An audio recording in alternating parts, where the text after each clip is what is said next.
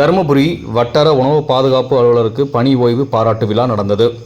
தருமபுரி மாவட்ட உணவு பாதுகாப்பு துறையில் தருமபுரி வட்டார உணவு பாதுகாப்பு அலுவலராக பணியாற்றியவர் குமணன். இவர் சுகாதாரத்துறையில் 8 ஆண்டுகள் பணியாற்றினார். இதையடுத்து பதவி உயர்வில் உணவு பாதுகாப்பு துறையில் உணவு பாதுகாப்பு அலுவலராக கிருஷ்ணகிரியிலும் தருமபுரியிலும் கடந்த 15 ஆண்டுகளாக பணியாற்றினார். தற்போது தருமபுரி வட்டாரத்தில் உணவு பாதுகாப்பு அலுவலராக பணியாற்றிய குமணன் பணி ஓய்வு பெற்றதை அடுத்து அவருக்கு பாராட்டு விழா நடந்தது. இந்த விழாவில் உணவு பாதுகாப்பு அலுவலர் நந்தகோபால் வரவேற்று பேசினார். உணவு பாதுகாப்பு அலுவலர் டாக்டர் பானு சுஜாதா தலைமை வகித்து பாராட்டி பேசினார். நிகழ்ச்சியில் பல்வேறு துறைகளைச் சேர்ந்த அரசு அலுவலர்கள், நண்பர்கள், உறவினர்கள், தொழிலதிபர்கள் உள்ளிட்ட பலரும் பாராட்டி வாழ்த்துக்களை தெரிவித்தனர். இறுதியில் உணவு பாதுகாப்பு அலுவலர் குமணன் ஏற்புரை வழங்கி நன்றி கூறினார். நிகழ்ச்சியில் உணவு பாதுகாப்புத்துறை அலுவலர்கள், ஆசிரியர்கள், அரசு அலுவலர்கள், ஓட்டல் உரிமையாளர்கள் என பலரும் இதில் கலந்து கொண்டனர்.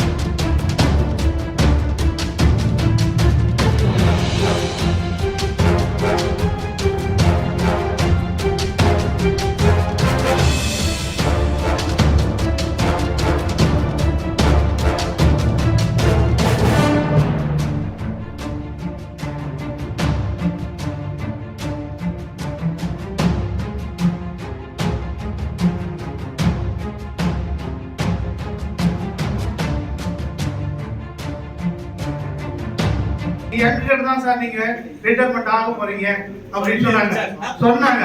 மேடம் என்னை மட்டும் இல்லைங்க மேடம், என்னுடைய இளையவன் ஒருத்தர் இருக்காங்க மேடம், அவனவும் கொஞ்சம் பண்ணிட்டு போயிடுங்க மேடம் அப்படின்னு சொன்னேன். ஆனா காலத்தின் சூழ்நிலை அவர் மாறுதலாகி சென்றாலும் அந்த கோடுன்றது ஒண்ணு இருக்கு இல்லையா, எழுதப்பட்ட கோடுகள், அந்த கோடுபடி இன்று அவர்கள் இந்த பணி நிறைவு விழாவில் கலந்து கொண்டு வாழ்த்து தலைமையேற்று எல்லாம் சிறப்புரையாற்றக்கூடிய எங்கள் அருள்மிகு அம்மா அவர்களை வாழ்த்தி வருக வரவேற்று நான் பெருமை அடைகிறேன். மிக்க மகிழ்ச்சி, ரொம்ப பெருமை. இவ்வளவு கூட்டம் இந்த நேரத்துல வந்து சேர்ந்திருப்பாங்கன்றது நான் நிஜமாவே எதிர்பார்க்கல. ஏன்னா இன்னும் கொஞ்சம் லேட்டா தான் எப்பவுமே கேப்பா வாப்பா குமரா 2 மணிக்குன்னா வரவே மாட்டான். 2 மணினா 3 மணிக்கு தான் வருவான். ஏன் இன்று வரை கதை என்று சொல்லியே கதாநாயகனாக நடித்த ஒரே நண்பன் குமணன். இவனாவது சரி இன்னும் கொஞ்சம் 2 வருஷமா கதாநாயகனாக இருந்து இன்று இத்தனை பேருடைய வாழ்த்துக்களை பெற்று இவருடைய பணிக்காலம் நிறைவு பெற்றதை நினைத்து நான் பெருமை அடைகின்றேன். இவருடைய வாழ்நாளில் நோய் நொடியற்று இவர் இன்னொன்னு சொல்லணும், ஹெர்பல் லைட் சாப்பிடுவாரு. யோ இது சாப்பிட்டா வயிறு குறைஞ்சி போயினியா, ஒரு நேரம் பட்னி இருந்தா போதும் அப்படின்னா, பட்னி இருந்தா போதும்னு நினைக்காதப்பா, உடம்பு பட்னியா இருக்காது, மசில்ஸ் வீக்னஸ் ஆயிடும், வேற ஏதாவது வியாதி வந்துடும். இந்த ஹெர்பல் லைட் மறந்து அது ஒரு சைடுல என்னைக்கு ஒரு காப்பி மாதிரி வச்சுக்கோ, அதை விட்டுன்னு சொல்லி 3 நேரம் சாப்பிடணும்னு சொல்லி சாப்பிட வச்சேன் நேரில். ஏன்னா வேற வியாதி வந்து நம்ம இந்த நேரத்தில் யார் காப்பாற்றுவாங்க, யாரும் ஒன்றும் பண்ண முடியாது. அவங்க ஒய்ஃபே அவங்க இருந்தாலும் உதவி தான் பண்ண முடியும், வியாதி யார் தாங்கிறது. அதனால அதெல்லாம் விட்டுட்டு 3 நேரம் சாப்பிட்டு நல்லா சொல்லி வாழ்த்தினேன். இன்னைக்கு அதை விட்டுட்டாரு, ஹெர்பல் லைட் விட்டுட்டாரு. இப்ப சாப்பிட்றாரு, இது வேணா அது வேணாம் ஒதுக்குவாரு. இப்ப அந்த ஒதுக்குற வேலையும் இல்லை. இனி அவர் பணியும் இல்லை. வீட்டில் சுயமாக இருந்து சிந்தித்து அவங்களுடைய 2 குழந்தைகளுக்கும் நல்ல ஒரு எதிர்காலத்தை அமைத்து கொடுத்து நோயின்றி வாழ எல்லாம் வல்ல இறைவனை நீண்ட ஆயுளுடன் நோயின்றி வாழ இந்த நிகழ்ச்சியில பணி நிறைவு விழாவில் கலந்து கொண்டு எனக்கு வாழ்த்து கூறிய சிறப்பித்த அன்புக்கு மரியாதைக்குரிய எங்கள் மாவட்ட நியமனர் அவர்களுக்கு நன்றி கூறி விடைபெறுகிறேன். நன்றி, வணக்கம்.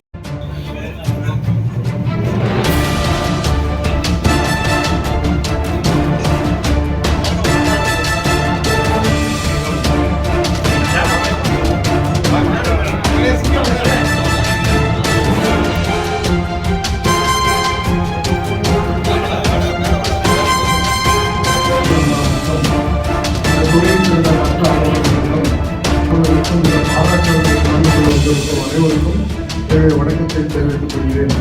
நண்பர்கள் ஏடிஎஸ் குழு சார்பாக ஒரு சிலிண்டர் செய்யலான்னு சொல்லி என்கிட்ட பேசும்போது குமரன் குமரன் எப்படிங்க எப்படி சொல்லியிருந்தார்.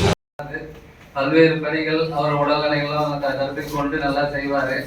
பல்வேறு இருந்தாலும் திரு குமரன் சார் அவர்கள் நிறைவு செய்திருப்பது அவருடைய ஒரு கல்யாணம் பண்ணி முடிச்சிருந்தா அவருக்கு ஒரு திருப்தியா இருக்கும். மேடம் சொன்ன மாதிரி அந்த பென்ஷன் தான் அவர் ரொம்ப இக்கட்டான சூழ்நிலை இருக்குது. அந்த பென்ஷன் அவர் கிடைத்தா ஒரு பெரிய ரிலீஃப் ஆயிடுவாரு. அவருடைய நிறைவு எல்லாருக்கும் அவங்க துணையாரும் நல்ல குடும்பத்தோடு அவருடைய எல்லாருக்கும் ஆலோசனைகள் பண்ணி அவங்க கரெக்டாக கொண்டு போறாங்க. அது நிறைய நாள் அவங்க வீட்டையே போய் பார்த்துருக்குறேன்.